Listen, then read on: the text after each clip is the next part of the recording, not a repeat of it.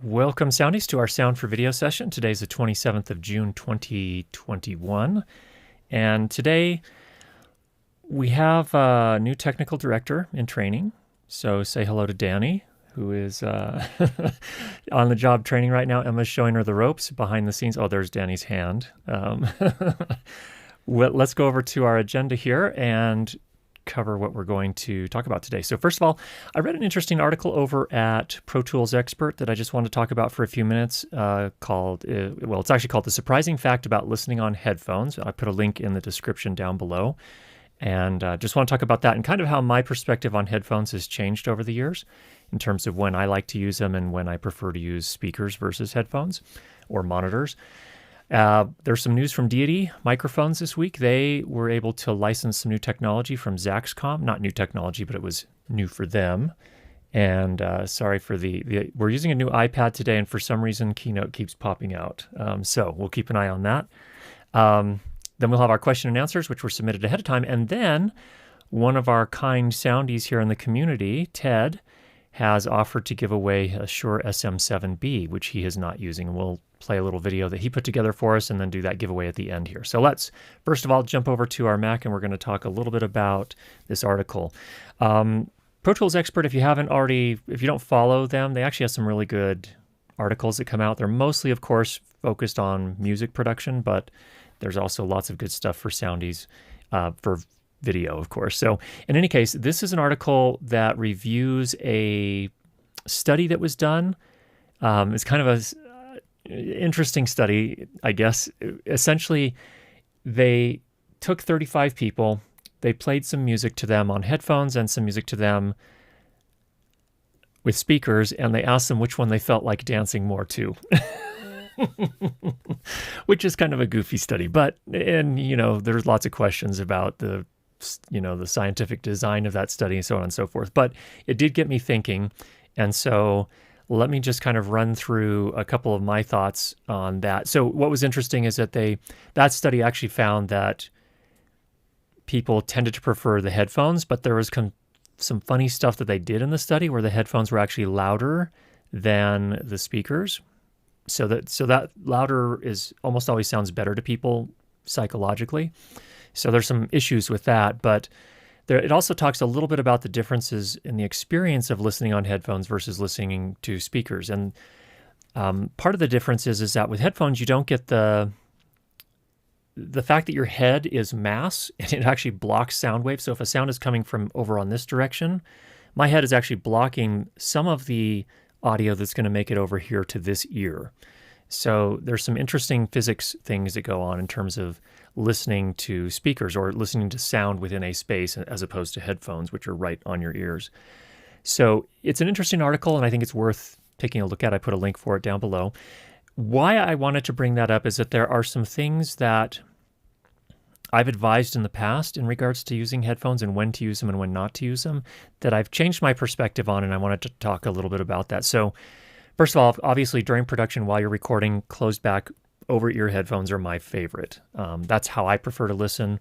You do need headphones of some sort when you're monitoring, just to make sure you understand what the recorder is hearing or the mixer is hearing, just so you're very clear on that. So that's the first thing. I don't think my perspective has changed a lot on that. A little later, we have a question about headphones versus in-ear monitors, and we'll talk a little bit more about that then. When it comes to post and mixing, I preferred in the past to stay away from headphones as much as possible, but I typically at the end I'd put headphones on just to make sure that the final audio was translating and sounded okay in headphones.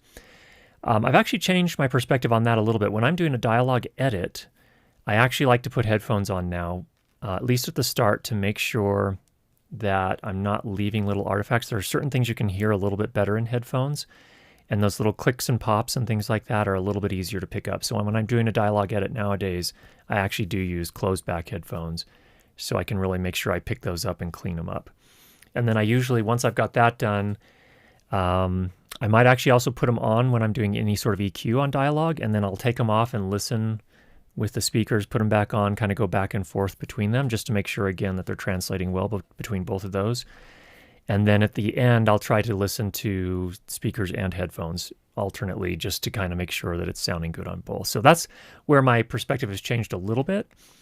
And I think there's a lot of, I think that it's, from my perspective, it's a little bit dangerous to do all of your mix in headphones if any part of the audience will be listening on speakers, because it translates differently and you really have to get a sense for both of them. So just some thoughts there I wanted to share on that. Let's go back over to the Mac here and let's talk about the new Deity announcement for the week. So some of you are aware that the Deity released a new product called the BPTRX. It's an interesting product. It fulfills a bunch of different purposes. It's a timecode generator. It's a body pack recorder. It can also be used as a body pack transmitter and as a receiver, a bag receiver. It can do all of those things. So that's pretty cool. But because of patent issues in the United States, they had to disable the ability to record and wirelessly transmit at the same time. So that's because Dexcom owns some patents related to that. And so what is the announcement this week is that Deity has licensed the use of some of these technologies that are patented by Dexcom, and now those in the United States can actually transmit and record at the same time using a Deity BPTRX, which is kind of a neat thing. Now, I'm pretty excited about that. I've had a lot of questions come in about what do I think of the BPTRX. I actually did a live stream when it first came out. They sent me a copy. I think it was an early copy that had not been through it wasn't a regular production copy. So anyway, we had some issues with the copy that I had. It produced quite a bit of self noise, and so I sent that one back to Andrew over at Deity. I'm hoping to get my hands on another copy so that we can do a full review. But some of my other colleagues that had some of the early copies as well also experienced some noise in theirs when they were transmitting wirelessly. The recording worked really well and was very clean, but the wireless transmission was a little bit noisy. So I'm looking forward to giving that a try. And one of the questions that came in today was, well, does that make this a fully professional tool now? I think professionals can certainly use this.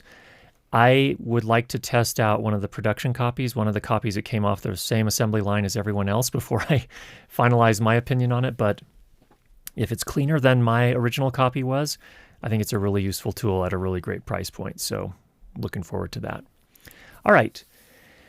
Let's see. Next up, if you have any questions, go ahead and drop those in the chat. And if you could at the start put @CurtisJuddAudio, that way we'll know it's a question that we need to come back to.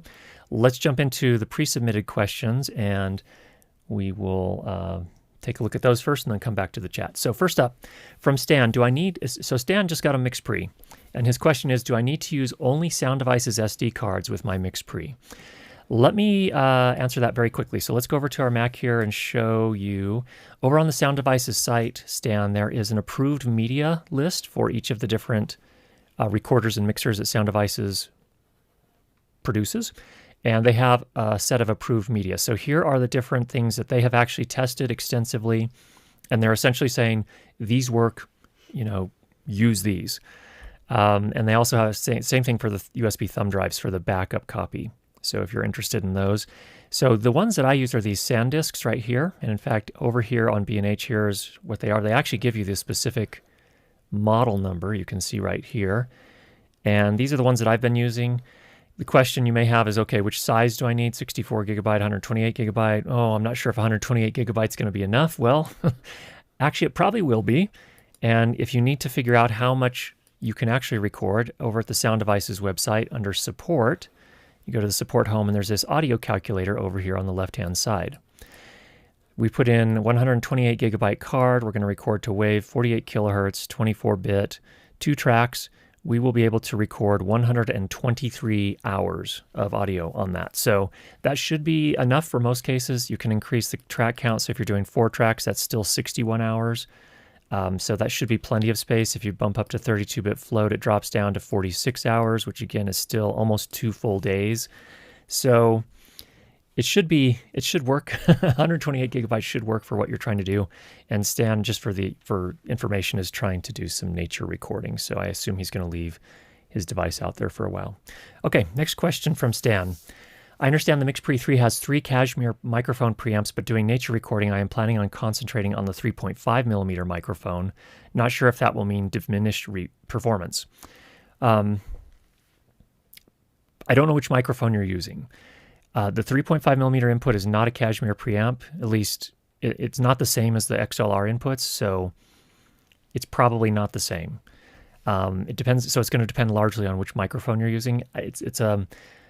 A Mix Pre is really, it really shines with those XLR inputs, those Cashmere preamps. So I would probably recommend moving that direction at some point. But if in the meantime you want a 3.5 millimeter mic input, that'll be fine too. I don't know if you're using something like a Rode Stereo Video Mic Pro or something like that. That'll be okay through that as well. Are you going to be able to tell a difference? I think that's going to be, the bigger difference is going to be your microphone, I think, at that point. So anyone else has other input, go ahead and let us know there. And Stan, if you're here, if you could let us know which microphone you're using, that'd be interesting to know as well. All right. Next up from Hal. The Sennheiser Lav that came with my G4 unit is so large it can't be taped to people. It's hard to hide, just sort of want to get rid of it. I also have the Deity Connect mics, which work fine, but are also difficult to hide. Sometimes it's a deal breaker. What should I do? I know Sennheiser has another Lav you can screw the pop filter off of and can be hidden easily and taped. Audio seemed fine when I used it in the past, and even if clipped, it's easier to hide. If I wanted to buy a used COS 11D, do the adapters to fit my Sennheiser work well enough? Okay, so let's just talk about that. Let's go over to the Mac here. So the Sanken COS 11D, you can get that wired for anything, including the Sennheiser. So here, for example, over at B&H, the Sanken COS 11D with 3.5 millimeter locking Sennheiser connector should work great with your G4. If you get a copy that has a different type of connector, you can always have it rewired. So you mentioned that you were over in Burbank, I think you said, and you could go to one of the places there and they should be able to modify the connection for you to work with your Sennheiser kit. So that's an option there. The other option that you mentioned is the other Sennheiser lavalier microphone, the MKE2 is probably the one you're talking about. And yes, it's a great microphone. You can take off the grill and you can hide it. It's much smaller than the ME2, which is the one that comes with the G4. So those are some options for you, Hal. All right, next up from JHB, what are the advantages and disadvantages of headphones versus in-ear monitors? I'm going to disclose my bias up front. I am not a fan of in-ear monitors, but I use them from time to time. And the reason I don't love them is that A, they're not very comfortable. And yes, it's largely about fit and getting them to fit right. So they usually come with, in fact, I can show you. I have a set of in-ear monitors here. Let's go to our overhead cam. So these are some West Tones. I'll hold these up, just give me a second to pull them out. So that's what these look like here. They come with these different cones in different sizes to kind of fit your ear in particular. You can see I've got some earwax on there. That's lovely. But I use these when I need a lower profile, when I need it visually to not be quite as obvious that I'm hearing things. So if I'm on a live stream with multiple hosts or guests, or I'm a guest on another live stream, I'll typically put these in as opposed to the big headphones. Now, if I'm doing production audio and I don't like to use these. Some people actually use these for production audio as well. The disadvantage I find with them is not only are they uncomfortable in my ears for long periods, but they also don't sound as good. I can't hear the bass as well, and that could possibly be just my ears, but I just don't think that these tiny little drivers in in-ear monitors are able to reproduce bass the same way that a much bigger monitor can. So that's, for me, that's one of the big reasons I don't use it for production audio when I'm mixing sound for a film or a video. I just can't hear as well. It's good enough when I'm a host or a guest on another live stream, because I just need to be able to hear what the people are saying. But if I need critical listening, that's where I find in-ear monitors are not good enough, at least in my ears. Other advantages, obviously the disadvantage of over-ear headphones is that they're big and bulky and visually imposing. So if you're in a situation where visuals are important, then that's where the over-ear headphones may not be desirable. Although there's also a culture that's built up around it too. When there are live shows, it's not unusual to see people wearing headphones. So I think that's okay if you're okay with that look. Some people just don't want it. They want something that's much lower profile. And so that's why I've switched to using in-ears when I'm doing live streams with other people. So those are my thoughts on it. I don't know if anyone else has other input. Definitely leave that in the chat. I'd love to hear what you have to say. All right, next up is a question from Lewin. How do I record audio from my computer using my MixPre 6.2? Let's go to our overhead camera here, and I will show you how you would go about setting that up. So what I assume you mean by your question, Lewin, is that you're looking to, your computer is playing back some audio and you want the MixPre to capture that audio. So the way you do that is you come into your MixPre. This is actually a 3, but it's the same on the 6 and the 10. Come into my menu. I'm going to go to the System menu. Here's System. In the System menu, I want to make sure that USB-C is set to audio. Then I get a USB-C cable and connect it to the port on the side here, and then connect that to my computer. Now, I'm not going to go through all the details of how to set it up as an audio interface. That's covered in the MixPre course, and it depends on your operating system. But in Mac OS, for example, you'd go into the sound preferences, and you would change the input and the output to the MixPre. So that's all you need to do there. Back to the overhead camera here. There's some additional setup we need to do. Now, if I want to record the left and the right from the computer to inputs 1 and 2, what I would do is press this button here. You need to be in advanced or in custom mode. And then I would come to the second page to the input menu. Right now it's set to off. I'm going to change that setting to USB 1. So that's going to record, what you're telling here on the input menu is you're telling the MixPre what to record on input number 1. And we're going to record USB 1. That's the audio back from the computer on USB 1, which is the left channel coming from the computer, the left audio. Then I'll go to this, you can pop back out, and then we'll come into channel number 2's menu. Do the same thing here, except for in the input, I'm going to choose USB 2. That's going to be the right audio from the computer. All right. Now you can see here, there is a gain setting. We'll typically leave that at 0. Unless you need to adjust it for some reason. You'll also want to make sure, actually let's go back, make sure that those 2 tracks are armed. So that one's armed and that one is armed. Make sure they're not muted. They are not muted, so we're good there. And then we are ready to record. So I would press record and then I would start playing back the audio from my computer. And that is how you record from your MixPre, or record the audio from your computer to your MixPre. So thanks for that question, Lewin. All right, and then we have a non-audio related question from Zach. Zach asks, when the camera position is too far away from the subject, speaker at a podium under my lights, to zoom in to fill the frame with a white gray card is the best solution to simply move closer within range, set the white balance, and then return to far away position for the shoot. And Zach, yeah, that's typically how I do it. Typically, if it's going to be there's Keynote on this iPad is doing funny stuff. Sorry about that. So yeah, that's typically what I do is I will get the white balance set at the start. So if I have to, I'll even move the camera up close. The idea is that you want the gray card right where the speaker is going to be, and you want it reflecting the light that the speaker will be standing in. And then I get a reading from that to do my custom white balance, and then I take the camera to the position where it will actually be used. So that's typically how I approach that. All right, I think that's everything we had as far as pre-submitted questions for the week. So let's go over to the chat and see what we've got in the chat. Emma's going to do a scour through for us. Danny got her training for today, and she's off. Mm-hmm. Okay, so, all right, first question, Sinoga. Sound aside, any comments on the new Godox LD75R, LD150RS, and LD150R RGB LED panel lights? Cheaper option rather than Aperture Nova P300C. Sinoga, I haven't looked at those yet, so I don't know. If anyone else has experience with those, definitely let us know in the chat. And if I get an opportunity to add those to the review queue, I'll do that as well. I've been pretty impressed with what Godox has been doing lately. So they're usually pretty good. I haven't been terribly disappointed. They're basically budget lights where they usually sacrifice some of the features. So battery power is a thing that's not on a lot of their lights. I don't know if these new ones have that or not. But it's usually things like that you sacrifice. Color quality is usually quite good on them. Output's good on them. Just like the really critical things are good on them, but the extra features usually are not there. So that's usually been my experience, and that's usually how you save money on those. So it's a good question. Let us know, anybody out there that's tried them. From Ted, what studio monitors do you prefer during your editing? Well, I can tell you which I use, which are Focal Solo 6 BEs. And the BE stands for beryllium. They have beryllium inverted tweeters. I don't have a way to put them on a camera right now, but we've talked about them before a bit.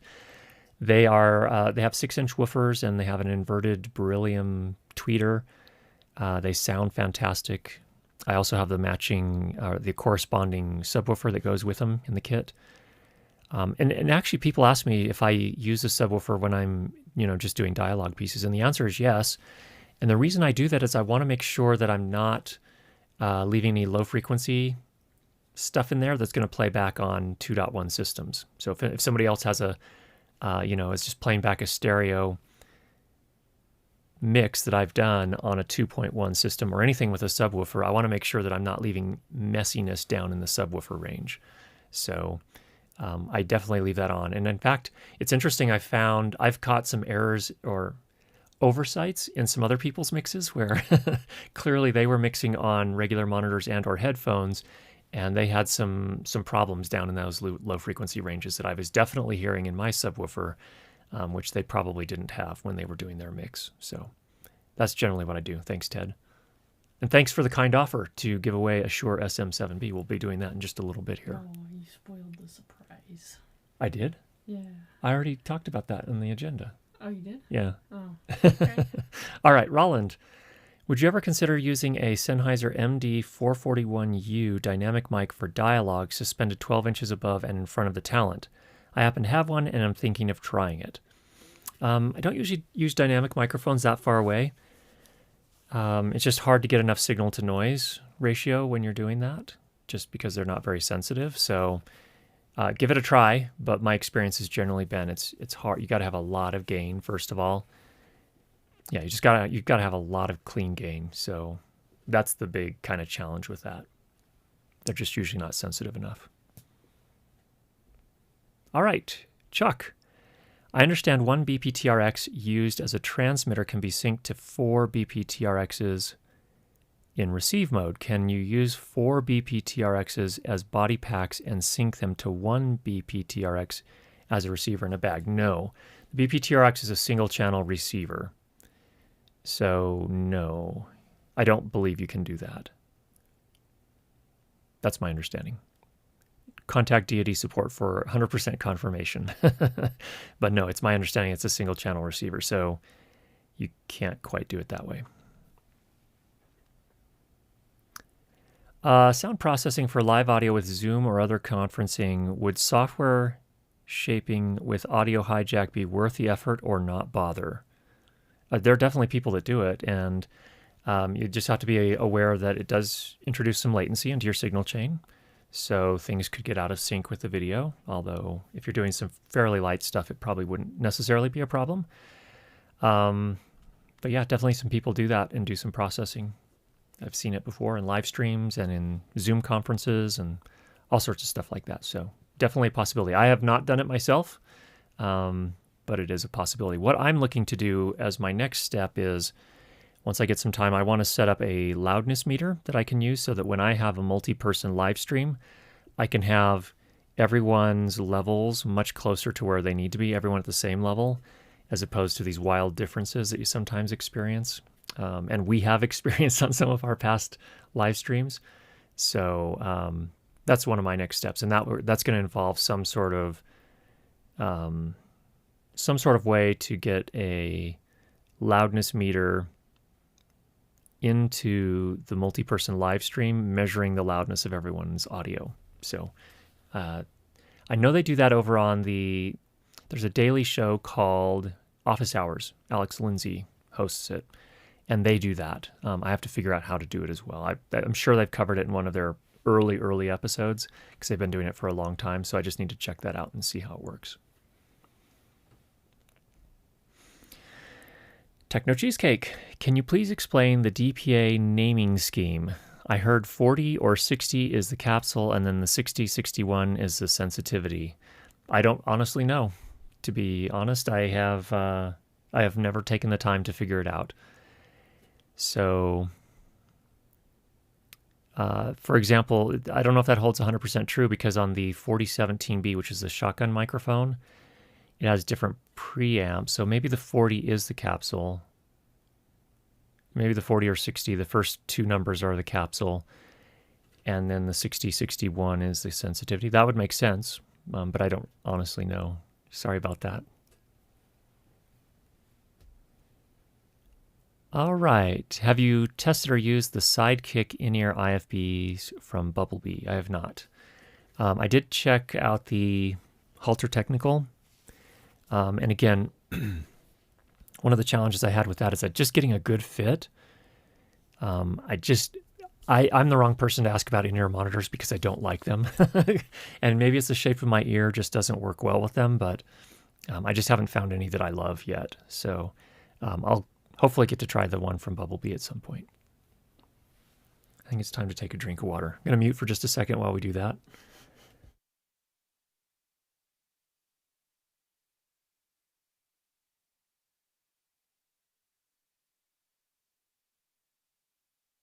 Oh, did I not mute myself? No, you did, but then you. Oh, okay. All right. Anyway, I pressed the mute button twice, which in this case doesn't work. It's the off button on the A10 Mini Extreme. All right. What minimal equipment would you recommend for a beginner to live on YouTube? I assume you mean live streaming. Okay. This is for Dalai Lama's T. I would recommend absolute minimum would just be to use your webcam that's built into your computer or your mobile device. That's the easiest and the least expensive. My preference would be to step it up just a little bit. What I would probably do, let's say I had a mirrorless camera of some sort. I would get something like a Rode VideoMic Pro or VideoMic NTG or Deity D3 Pro. I would put that probably just down here out of the frame, like I put my microphone, just down here at the bottom to get it closer, not on the camera, and then run a cable into the microphone input on the camera.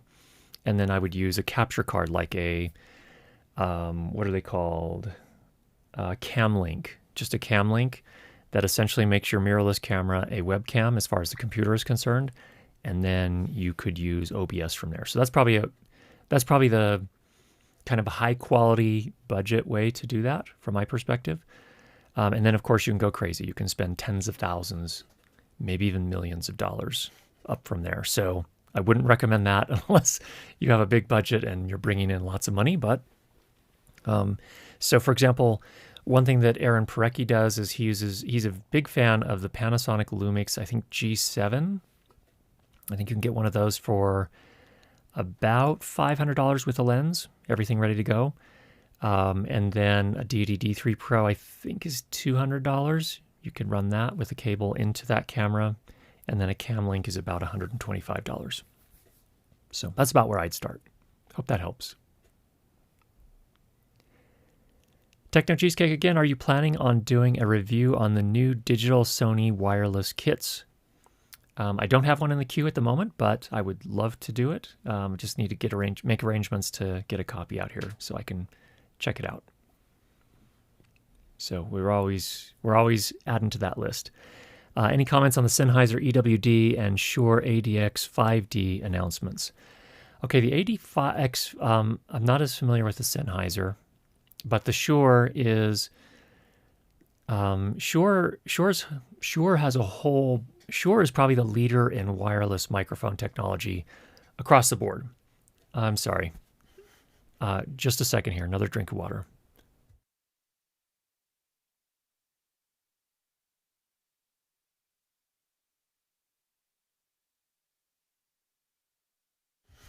All right. Let me just talk about the Shure first. So the top of their line and their wireless systems, they have a whole bunch of different tiers. And even the lower end ones are really, really good. The problem with them is that they're not very well suited for location sound. It's because all of the receivers are half rack mount or rack mount receivers. So they're made to go into a big rack. So that's going to be more for venues, for bigger productions where they have rolling racks that they can move around and things like that. So it hasn't been used a whole lot in film and video production just because it's only the largest productions that really have, rack mounted gear that they're working with.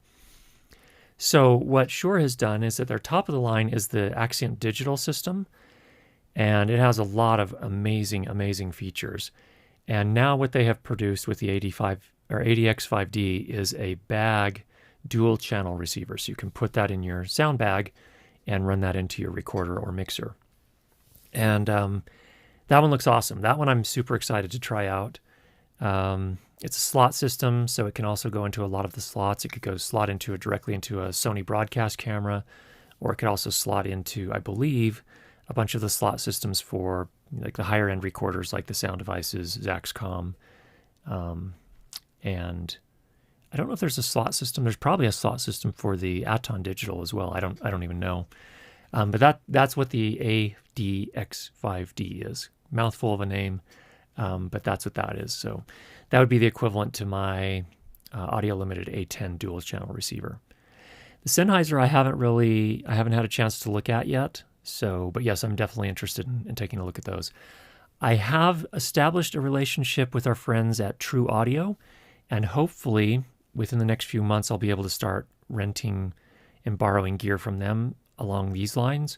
So I'll be able to do some actual videos, and I don't know if we'd call them necessarily reviews, but more like at least experience videos where I get a chance to use the gear and develop at least an initial impression with them and talk about them from there. So more to come on that, Mark. Roland, depending on how you're bringing folks in for your stream, the A10 Mini Extreme have audio monitoring dynamics for each input. Use dummy Zoom instances on PIS via the browser. PIS via the browser? Dummy Zoom instance. Yeah, that's a possibility. So I'll definitely, I need to look into it more, but yeah, that's probably a good way to consider doing that. So we'd use the Zoom as a back channel basically, and have one of the inputs be a Zoom instance with a loudness meter attached to it. Yeah, that makes sense. And that's probably what we'll do. Something like that, Roland. So thanks for the help on that. Appreciate it. That's it? Mm-hmm. What? That's it, people? Okay, let's take a look here. We've got 61 people here. Should we go ahead and do the giveaway and then go back to question and answer? Our technical director is yawning. She's pretty bored, I guess. So I'm young because I'm bored. Okay, so let's go ahead and run. There's a video from Ted. Ted is going to explain to us why he's giving away a Shure SM7B. Let's go ahead and roll that. Hello there, Soundies. I'm Ted Leroy. I'm an online Udemy instructor and follower of Curtis. So I got a new microphone. I got an Electrovoice RE20, which I'm using here. I hope it sounds great. I do look forward to hearing your feedback.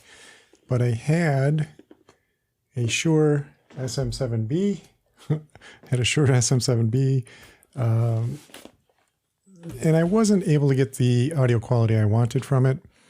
I found it sounded kind of distant and didn't have the depth I was looking for. I tried numerous plugins. I tried a lot to try and coax the sound I wanted from it, and I didn't have much success. So instead of selling this or putting it on a shelf and thinking, oh, I'm going to use it someday, I know that's probably not the case. It'll just collect dust. I want to put it in the hands of a fellow Soundie and let you put it to good use. And please let us know how you were able to get the sound you want from it. And that's really all I have. Just want to let you know who I am and why I'm giving away this fairly pricey microphone. So enjoy. Okay, so thanks for that, Ted. That's very generous of you. So let's go ahead and do this. So I want to just describe how this is going to work. Number one, so Ted will take care of the shipping. So we can I think anywhere in the world is fine. Whoever wins this will pay for the shipping. So I'm just going to put you in touch with Ted after we're done with the live stream here, and the two of you can work out the shipping and all that sort of thing. So the way we're going to do this is we're going to generate a random number between 1 and 50. Once Emma gives the word to go ahead and start putting your guess in the chat, you get to enter one number between 1 and 50, and then whoever gets closest will be the winner. Have I missed anything? I don't think so. Okay, we don't think so. If you have questions, go ahead and put those in the chat. And I think we're ready to go. Mm-hmm. Okay, go ahead. And go ahead and follow the chat here. As soon as she puts the go ahead, put your number in. She'll give us a few seconds here, and then we'll take it from there. Is it in? Mm-hmm. Okay, so it should be in the chat right now. And I'm going to generate a random number between 1 and 50 using random.org. Okay, we have our random number ready to go. And Emma's watching things on the chat here.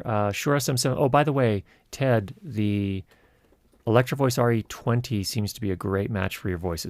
I think it sounds excellent. I think you do have a bit of a darker voice. And so it works nicely with the RE20. Good combination. So I think you found your thing for sure. All right, how are we doing? Do we have some goofiness in the chat? Somebody put pi. 3.14. 3.14. Yeah, we didn't say whole numbers, I guess, so fair enough. Pi will do. You could win with pi, actually. You never know. All right. We still have guesses coming in. Alex D, it's between 1 and 50. Okay, somebody guessed outside of the 1 and 50 range, so if you did, and you're serious about potentially winning this microphone, you get one more shot at putting a number between 1 and 50 in there. What's the square root of 2? That was Mark Randall for reference. Yeah, Mark Randall put that in. Of course, Mark Randall did that. Mark Randall wants to know what the square root of 2 is. You can guess that if you like. No guarantees on what you'll get. But we wish you the best of luck on that. All right. They still coming in? Are we wrapping? Okay, we're done. We are done. It is now wrapped. Okay, so we'll go over to the Mac. Our random number generated was 8. So Emma's going to take a look through the chat here and see if who's closest to 8. We have at least one 8. We have at least one 8. So somebody guessed 8. Checking to see if there's a second 8. Now, the chats have been a little bit funny in the past. Are you using all chat or? Okay, so there was one time a while back when we got the wrong number, and we sorted it out after the show, but that wasn't even because I wasn't on live chat. That was because I was tired and I didn't look properly. that was just tiredness. But yeah, you're so right. So we're human in any case. But we do have an 8. Do we have any other 8s? There is one 8. There's 1 8. We have a winner, it looks like. And it looks like Camille Backstein would be the winner of the Shure SM7B. So Camille, if you want to email me, I'll put you in touch with Ted, and the two of you can talk and work out the shipping details on that. All right, we have a bit more time to do more question and answers, so let's do that. Well, go ahead and put your questions in the chat again at Curtis Judd Audio, and we can talk through what you've got there. In the meantime, I can talk a little bit. My new job, I did some work this week that was very exciting. I got to go into the actual studio where we have a bespoke studio that's been set up for the educational videos that we create. And I got to set up a remote production. What are you laughing at? Bespoke.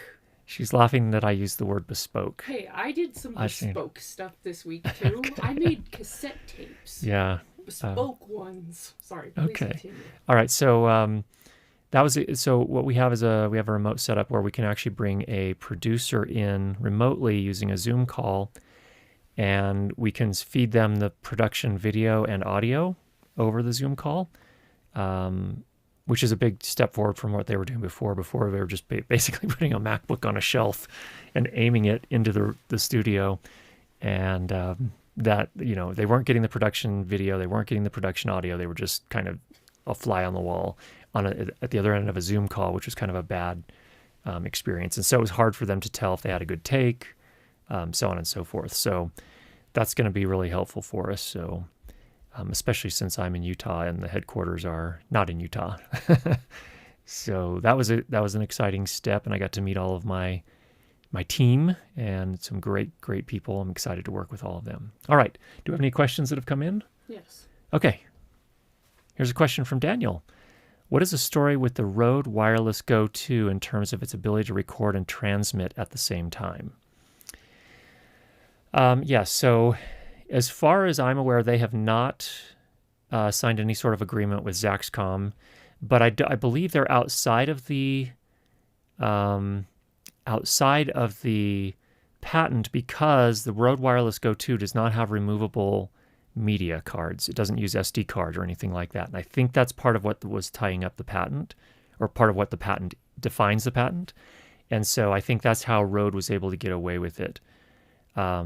If you have removable media, I think that's when it becomes a problem, and that's when you have to license it from Zaxcom. This is all, I'm not a lawyer, don't know the intimate details, but that's my understanding from some discussions I've had with other people as well. So that's my guess, Daniel, on why they were able to do it, and why these others have not been able to do it. How phantom-powered mics are better than regular aux mics? Well, they're not necessarily better. So any sort of microphone that works on a condenser principle requires some sort of power. That can be 48-volt phantom power, which is the most common type of power for what we typically call small diaphragm condenser microphones or large diaphragm condenser microphones. So that's where we've settled in 2021. There are other types of power that are available for microphones. There are some, in the past, there was something called T-power, which I believe was 12 volt. And that was used for, like, the original version of the Sennheiser MKH416 shotgun microphone used T-power. And then lavalier microphones, which are also typically condenser microphones, require power as well, but they require a much lower voltage. So they typically operate in the 5 volt range, 3 to 5 volt, maybe up as high as 10 volts, depending on the particular lavalier microphone. That's typically referred to as plug-in power or bias power. And so that's why they need, that's the type of power they need. And usually that's supplied via a 3.5 millimeter input, or one of the other input types that they use on wireless body pack transmitters for wireless systems. So they're not necessarily better. So I wouldn't think of it in those terms. They're just different. So I guess that's the best way to say it. Does that make sense? Mm-hmm. Okay, makes sense. Roland, do you think you'd ever review the Art Voice Channel channel strip? It's $500 USD, far superior to the DBX286S, and pretty close in quality to the Shelford, in my humble opinion. I'd be open to it. I don't have $500 to throw at it at the moment, but I'd certainly be open to it. And if you can get similar quality to the Shelford channel for $3,000 less, that'd be pretty awesome. I'd find it hard to believe that they do all the same things. So I think the Art Voice Channel is using a tube amplifier. The Shelford channel is not. The character of the Shelford channel really comes from its transformer. Whereas I think what Art does is the Art Voice Channel most likely has a tube amplifier. So it's kind of a different approach. There are different stages in the overall, what's it called? Topology, the overall preamplifier topology. So they're probably a little bit different, but I'd be open to it, certainly. Just need to get my hands on one. There's another one, too, that Mike Delgadio over at Booth Junkie reviewed fairly recently that also has the ability to dial in different amounts of saturation, which also look kind of interesting. And it's less than $1,000. I don't think it was $500. I think it was a little bit more than that, but it also looked like an interesting option.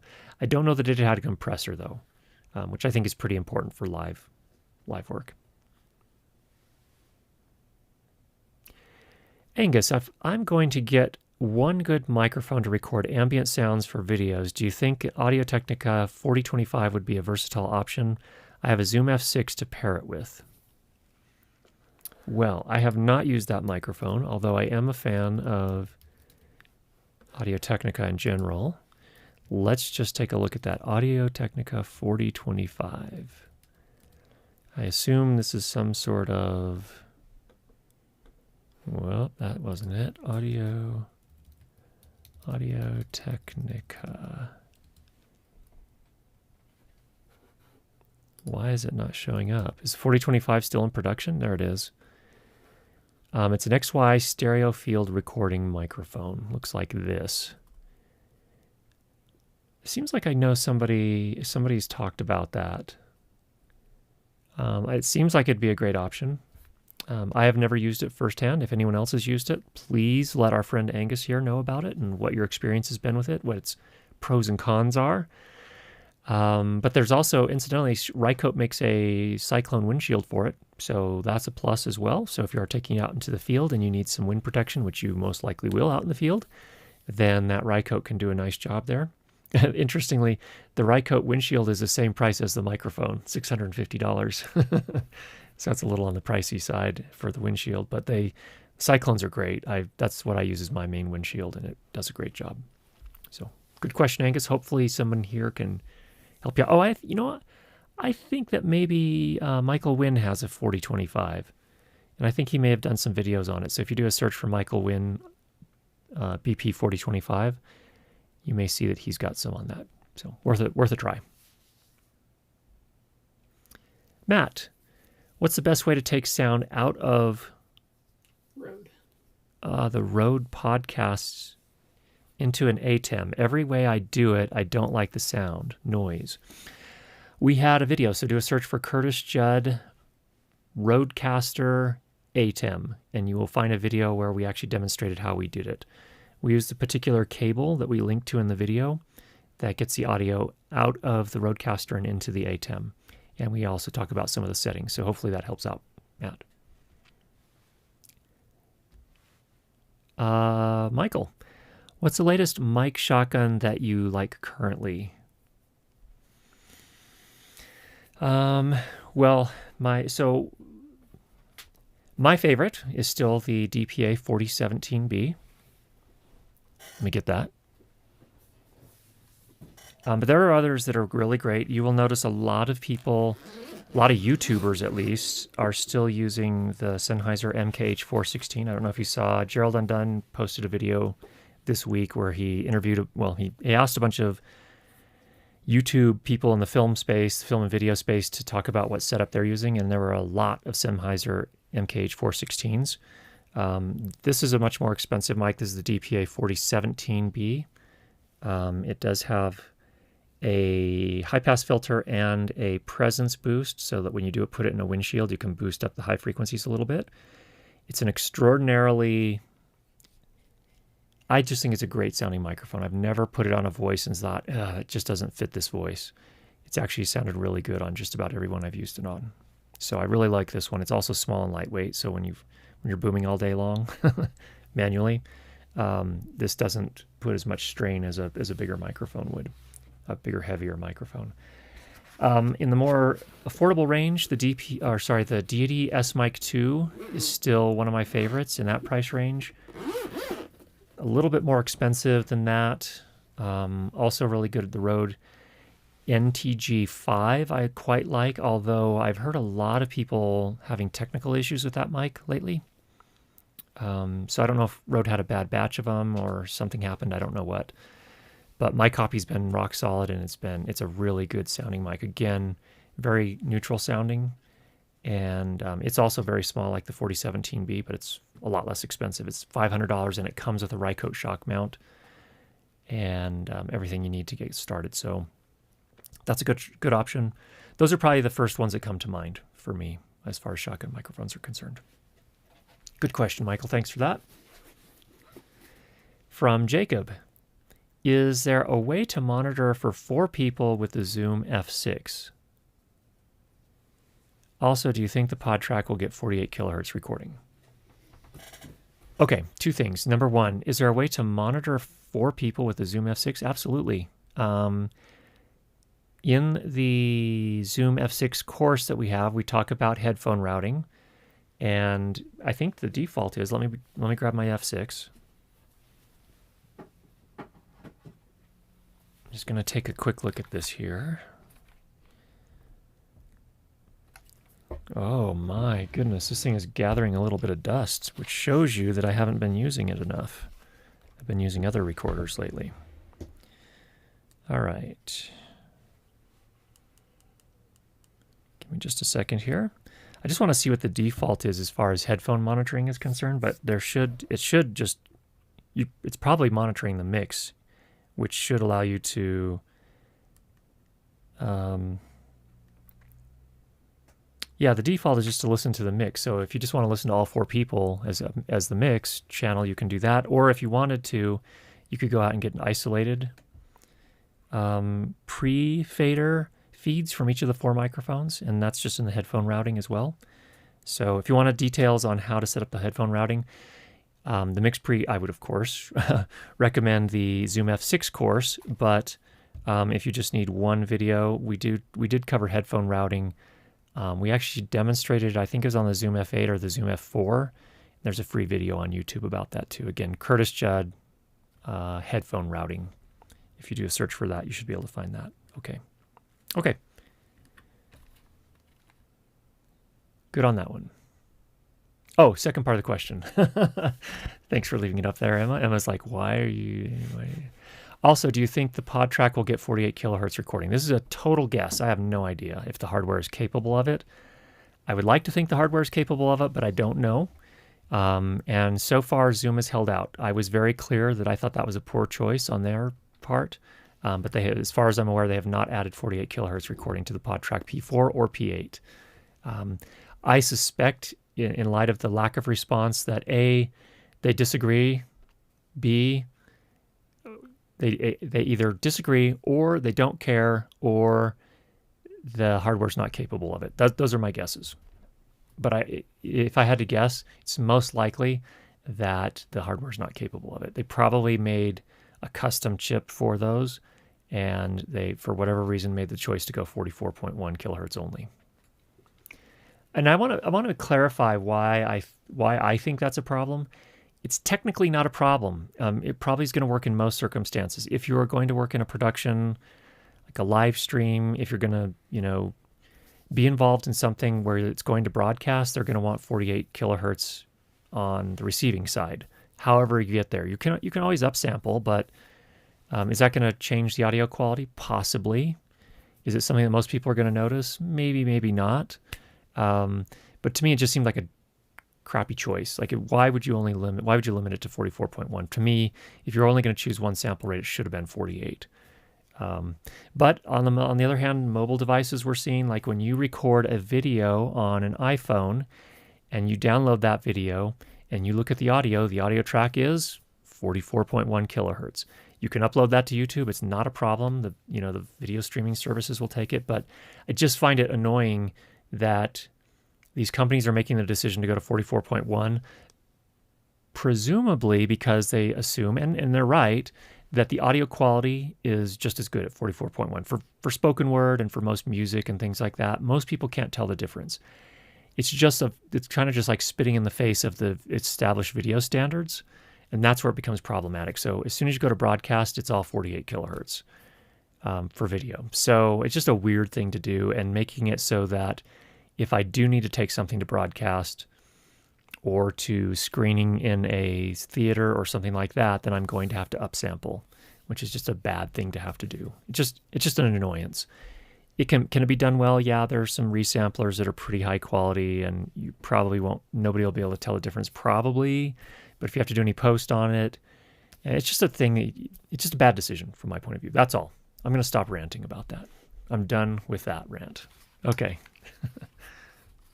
Chuck, what would you suggest for inexpensive IFB options for a Mix Pre 2 sound bag? DADB PTRX? That's good enough for IFB, even if it is noisy, which it is, which my copy was at least. I don't know if all of them are. That's good enough for that. as far as I'm concerned. And it has the functionality to do it. You can do hacks. Some people have used Rode Wireless Go 2s for that purpose. The problem with those is you don't have your output level adjustment is you get 3 settings: low, medium, and high, and that's it. So those are a little bit of a pain from that standpoint, but people have made them work. Also, you have to be careful. 2.4 gigahertz isn't super great outdoors in wide open spaces without a lot of walls nearby, in my experience. So if you need to transmit really far, that could become a problem. In that case, you probably want to go to UHF systems. I don't know of any really affordable or inexpensive IFB systems. That's where they all get pretty expensive really quickly.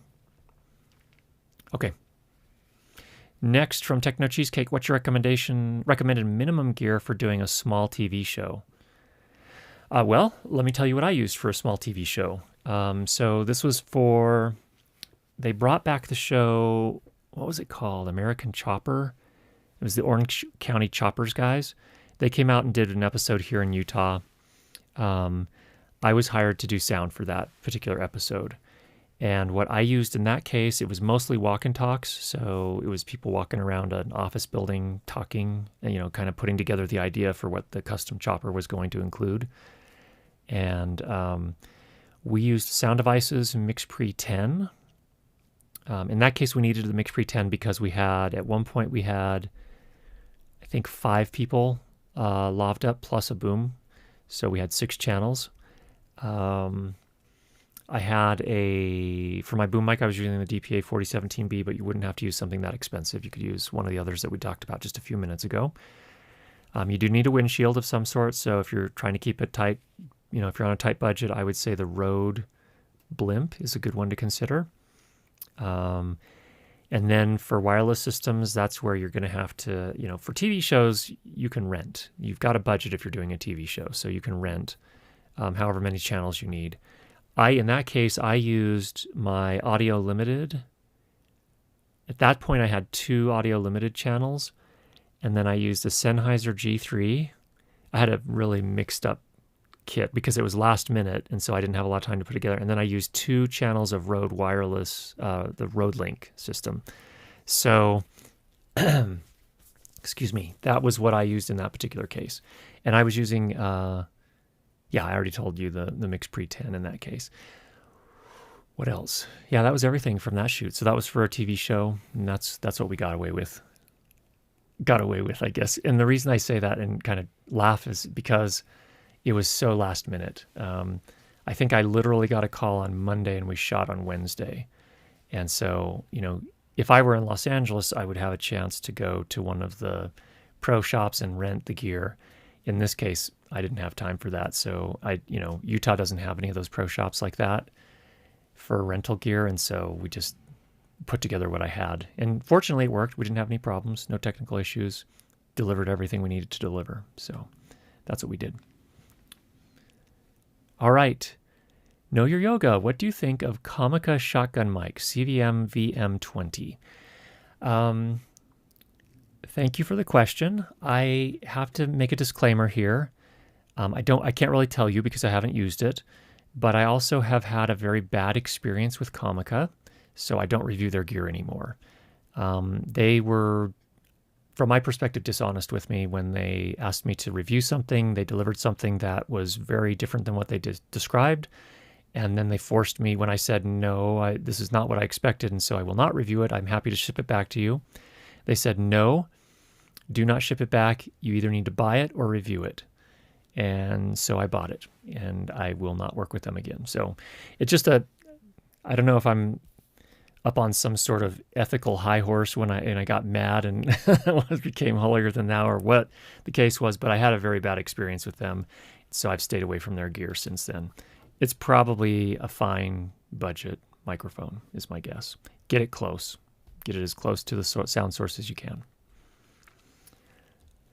All right.